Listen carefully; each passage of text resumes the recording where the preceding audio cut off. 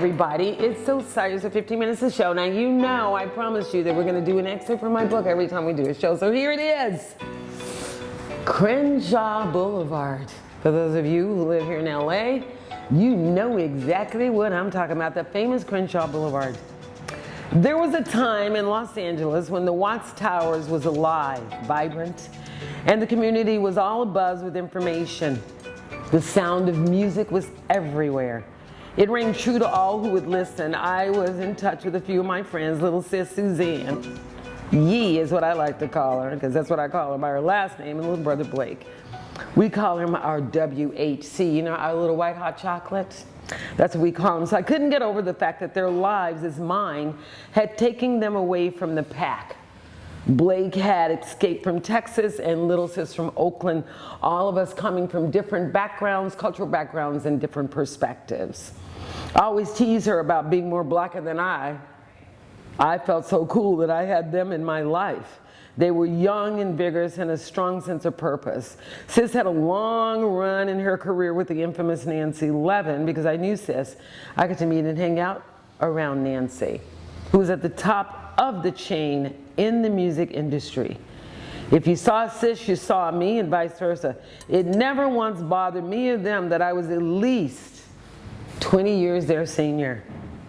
Nancy never said much to me, but I could tell because of what little sis told her about me that she thought that I was cool.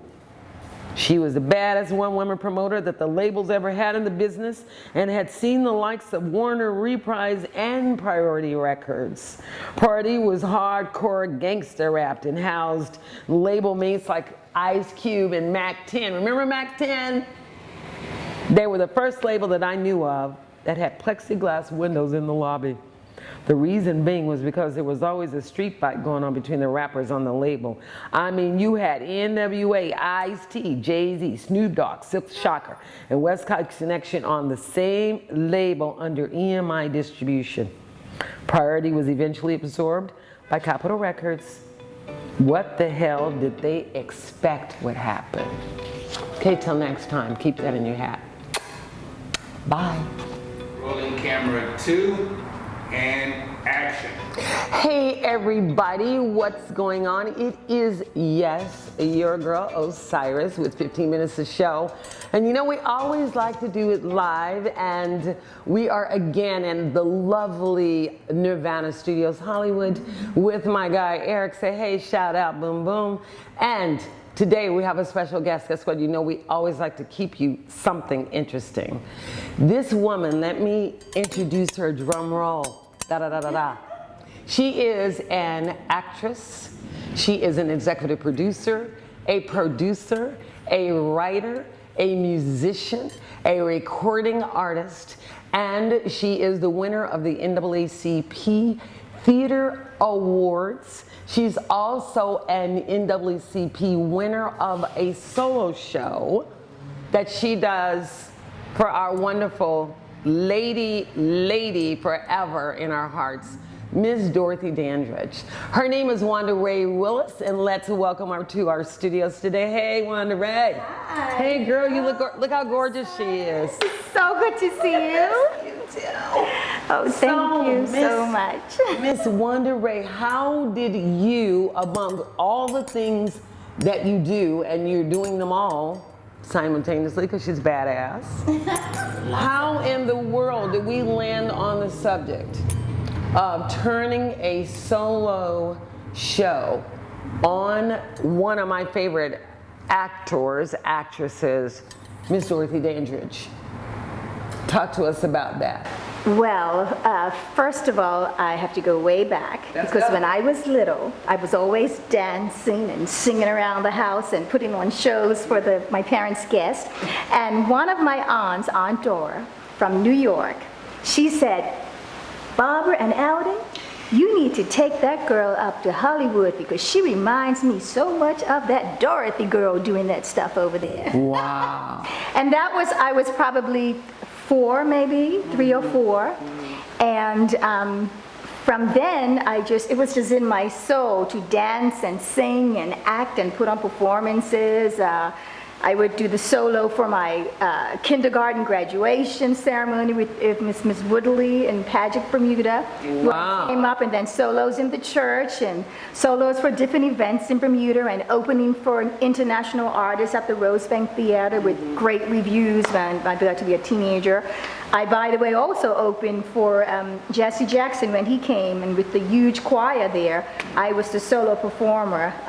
The song was called, you know, the gospel, Hush, Hush, somebody's calling my name. Well, I was the soloist with all the huge choir.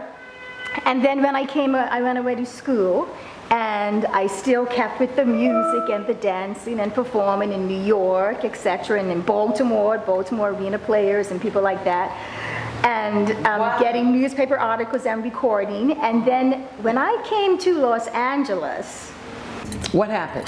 I came to Los Angeles, and I auditioned for a part in North on South Central. Okay. Now they had a Where was that? Where was that? North on South Central. Where was that held? That was performed at the Wilshire Bell Theater.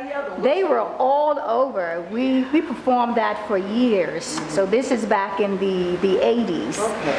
And I played Dorothy in that, a small part of Dorothy. And it was wonderful. But people like Marla Gibbs were in the audience and saying, "That girl reminds me so much of Dorothy.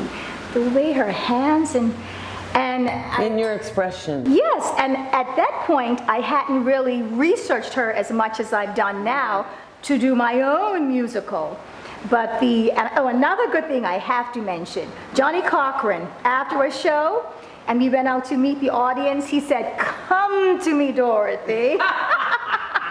I love that. I know. And Fayad was in his wheelchair. One time we did a show, I think it was in Long Beach, and we all went to meet them, and he looked at me and he said, "You remind me so much of my Dorothy girl up there." I mean, those moments I will never forget. And that's why you're doing Dorothy. But listen, tell the audience. I don't think people understand, and I'm going to say this. I think it's really shameful that we don't know enough about the history, and that we have, I don't know if it's intentional or unintentional, just simply erased things that people have lived through, have been and lived on this planet, walked, left imprint, and steps for other people to follow in, like Dorothy Dandridge. Now, a lot of you don't know Dorothy Dandridge, and you're Marilyn Monroe, who I love. Trust me, I'm a Marilyn. I got her hanging in my house along with Miss Dandridge. Love them both. But no one ever says that they were friends. No one ever talks about, not only were they friends, Dorothy Dandridge made more money than Marilyn Monroe did. Did you know that? So I would like for Miss Wanda Ray, who AKA Dorothy Dandridge in the flesh, that we have as close as we can get to her, tell you a little bit about the history, about what this woman did in Hollywood, so that you can understand what goes on in Hollywood and why it's so important that these stories are told. Take it away. Definitely. And I'm going to go back to the director of North on South Central. Okay. She's the one who told me, back in the 80s, "Wanda, you need to write your own Dorothy Dandridge show because there's so much about her that people don't know." And I agreed with her after researching, so I researched and researched, and I did it. And my show, my musical, which I also converted to a documentary film, which was submitted to the Cannes Film Festival, and it was accepted by the Las Vegas Premiere Film Festival, and I got a good write-up from the New York Film Festival, the Big Apple Film Festival. She told me, so I did that. And Dorothy is a person that is focused on in my film, not just her love affairs and her beauty, but what she accomplished in society that people don't know. People don't know so many things. Oh yes. Some of the things that she did that you need to know about. Yes, societal and industry things that she did. She was the first female artist, black or white, in the industry to make over $300,000 per year in 1959. Now imagine that, a black woman. She was the first to openly stand for civil rights leaders and with civil rights leaders when in 1963, which was, by the way, just 2 years before her death, she publicly acknowledged Martin Luther King at a huge rally at the Wrigley Field right here in Los Angeles with over 60,000 people. Wow. And he even said that's the most enthusiastic rally he'd seen, and she acknowledged him and presented him with the speech that she wrote about him, putting her career in jeopardy. And she even said it in her speech that, you know, I really don't know what will happen after this, because us celebrities are only allowed to stand up for a Colgate toothpaste. But I feel I had to say what I wrote about this man, Martin Luther King Jr. She was involved in civil rights. People don't know that. No, not at all. People don't know she was the first one to be a headliner at the hotel in New York, the big hotel, the Westin Hotel in New York, after she demanded that the hotel allow black patrons to come and sit and do whatever they wanted to do in that fine establishment. I mean, she was involved in so many things that people don't know. She was in over 41 films, not just Carmen Jones and Porgy and Bess, over 41 films she was in. People don't know that. I remember there's a jungle film or something. I see her in the outfit, but I can't remember what it was. Oh, that was... she had a jungle outfit. It was yes, something like a she's dancing. Yeah. Yes, she was very young. You got me on that. Okay, I can't remember it right now, but she was in 41 films. Wow. And no one knows about that. So after all the shows, my clients that come to the shows, they get an 8x10 card with in timeline-like fashion, just like my show is in timeline-like fashion about her life and her achievements, of what she achieved, to put on the refrigerator or do whatever, keep it, pass it on to children. And their mouths are like, after the show, they say, the Q&A, they say, I didn't know she did that. I didn't know she was involved in civil rights. No. I didn't know she was a first. She was so many firsts in her life that people don't know about. And it would be so inspiring if more people knew about it, especially young people. Exactly. You know, up and coming artists. So what would in terms of her being a woman of color, now, you may not know this, but Dorothy Dandridge is simply stunning. I mean, beyond.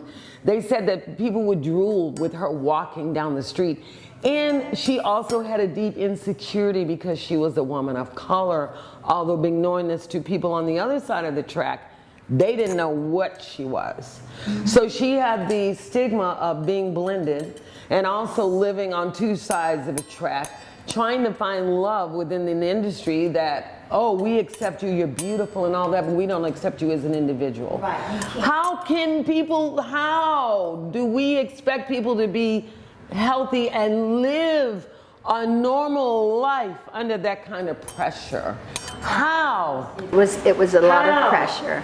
And that's the other thing why I call Dorothy Dandridge the in spite of woman, because in spite of all of those things she had to go through, personal things, society things, boundaries, anything you can imagine. She was also abused as a child, sexually abused as a child, and nothing was done about that.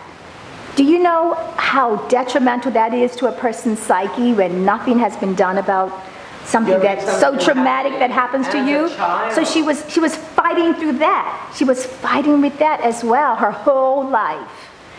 And for her to do all the amazing things that she's done that a lot of people do not know about, I believe it's so horrific that that has happened in, here we are, 2021, and most people, when you say Dorothy Dandridge, all they say is, oh, Carmen Jones, oh, Porgy and Bess, oh, she had an affair with this one, and she was with Otto Preminger, and he wouldn't marry her because she was black and he was white, and yada, yada. That's all they can tell you. And it's really, you know, that's why I was so passionate about my musical, because it helped people to get over that mindset about Dorothy and open their minds to a new world of exactly what the woman was. Now, when Not you just a pretty face. now, not just a pretty face. Now, When you write and record and you go into your thing where you're being the artist and you're being the creative person, how are you switching? I'm Dorothy right now, and then I'm Wanda Ray, the singer, the performer, and then I'm the producer and director, and then I have a band that I have to direct. And what kind of psyche do you set up for yourself in order to be exposed to this kind of negative, detrimental information against a woman of color, and we're women of color ourselves, and then have to go out there and battle our own battles out there as women of color? What do you got to say about that? Well, the way I deal with it is that I go back. First of all, after doing a Dorothy show, one of my shows, and I've done over 41 shows in the process of 4 years. Wow. I digress. I take off my makeup. But I look in the mirror before I take off my makeup. And I clean myself up thoroughly. I take a hot bath with some Epsom salts. I light candles. And I just relax. You know, I don't have a husband, so I can't just... She's unmarried, uh-oh. Sex would help with that too. There's nothing going on here. So... She's unmarried, guys out there. Okay. So, You've started it now. I just do things like that. And then I try not to do anything right after I do a performance. I try to keep that... Before and after? Yes. Yeah, before and after. Yeah, that's a good policy. Because for my show, I'm the one who puts everything in my car. The suitcases, for this, for that, all the clothing, all the props. Just about everything fits in my car except the couch. But when I first started, I would tie a flip-flap couch on the top of my car, because that was when it was in Hermosa Beach. I've done it from the South Bay on to Valley Hill. So you covered the whole area. You know? So I would do that, but everything, so that's on me too. So it helps build up my muscles and, you know. Make a journey out of it. Very determination that, I think, also sheer determination of me wanting to make sure people know more about Dorothy other than Carmen Jones and poor Gambetta, Just that little a beautiful woman, and get inspired by her life. That sheerness is always in my mind when I'm doing the show. Not just, oh, I'm performing and doing Dorothy Dandridge. No, when I do my shows, I am hoping to reach the people so that they know much more about Dorothy Dandridge than they knew. And it has happened at every show without fail. People come up to me, I didn't know. And then they have the card to take, the 8x10 card with the information. And I do have some people that help me out. The photographer, Ace Troutman, he made the cards for me, Gary Garrett, and some other people that have helped me. Talk a little bit about your experience with performing and then coming into your own by working with people like H.B. Barnum, by working with people like you said you did some stuff for Jesse Jackson and things like that. So talk a little bit about that. We're getting short on time, but I think our audience wants to hear a little bit about that. Other things, okay? Yeah. At the moment, I have 5 music projects that are nearly ready to be completed. Vocally wise, recording. H.B. Barnum is doing a song. Oh, wow. Here I Shine Again. Lincoln Kilpatrick Jr. Herman Jackson completed the song Dapper Dan, the Dancing Man. Is Felton Pilate is he one of the writers? Not for, well, these songs I'm referring to, I wrote all of these songs. Oh, okay. Well, Felton Pilate, I wrote the song Gotta Be Strong. That was released, I think, 2 years ago. And he was the musician and the music director. Now, people don't know who Felton Pilate. Didn't Felton Pilate do all the writing stuff for Confunction? Yes. Yes. And you don't know who Felton Pilate is. That's right. That's Felton. Can't touch it. That's Felton. Okay. Can't touch it. Yeah. MC Hammer. Yeah. MC Hammer. I said the baggy pants man, sorry. But anyway, so now we are going to ask the drum roll question. How can we find out more about your music? Yes. I have seen the Dorothy Dandridge show, and I'm going to tell you, all I could do was cry, and I felt like I was transformed. Wow. I myself felt beautiful. I think every woman in the audience felt like Dorothy Dandridge. We felt beautiful, we felt dignified, we felt proud to be black and to be women of color, and you do, it's a bit of a transformation that happens. She really does a good job at taking you back there. And you really do feel like you are living and talking with Miss Dorothy Dandridge. Okay, aside from being in a movie, I'm talking about a live show. I'm not talking about on a film that you saw Halle Berry do and it was Hollywood-ized, Hollywood-sized. I'm talking about an actor that has been able to put together her own solo show and give her story and her interpretation of who Miss Dorothy Dandridge is. And then take all of those experiences she's had with H.P. Barnum, Lincoln Kilpatrick, Felton. Also, what was the guy's name? There's another guy you worked with. Herman Jackson. Herman Jackson and those people, and put it to music and give it to us out here so we can find it and listen and learn some more about some of our history, and not only our history, the history of America, I might add. So where can we find more about you, Miss Wanda Ray Willis? Where can we find a website, IG? Oh yes, you can go. It's Wanda Ray Willis 2. Wanda Ray, I'm sorry. Okay.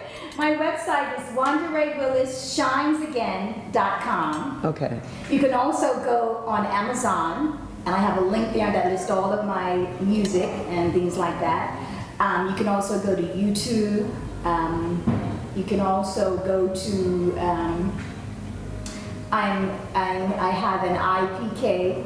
The EPK. IMDb, an IMDb record for some of the movies that I've been in and the films. Good. And, you know, just... Now, has COVID stopped some of the live performances? When are you going to do Dorothy next? Yes, it has. In fact, I already have a theater that is willing to let me do the show there. Because I like to do it in small theaters or big theaters. Very intimate. Yeah. But most of the theaters I've done it in have been 99-seat theaters, very intimate situations where the people can really feel and almost see the sweat trailing on my face and the tears running down my eyes. So this theater is called Two Roads Theater. Okay. In where is it? We can find it. Yeah, Two Roads Theater, across from. But it's here locally, right? Oh yes, across from the Tallows. Okay, so that would be in Studio City near. Yes. Yeah, that's Studio City. On Lancashire, I believe. If it's across from Vitello's, Vitello's is on Lancashire over there. Across from Vitello's, and I've done the show there several times. I think I did it 5 times maybe. All right. And so he's waiting for me to give him the date. The thing with that, though, is that being a small theater, with the theater rules with COVID, I can't fill the theater. Okay. Well, you have to take it. So I've got to work out a different type of budget. You know about that. About those things. Budgets, people, places, times. We got to go. So don't forget to check your girl out on 15 Minutes the Show on YouTube channel. You know you want to. Then I want you to check my other beautiful brown sister girl over here, just as sweet as sugar, Miss Wanda Ray Willis, and her transformative appearance of Ms. Dorothy Dandridge. And for those of you who are educators, intellectuals, stimulating beings, influencers, please do your research and do some research on Dorothy Dandridge. She is a part of an American history that we have failed to recognize, and Wanda Ray does a very good job at telling her story. Okay, for laughs, we're gonna do our toast, and we're gonna say goodbye until next time. See you later. Bye, bye, bye.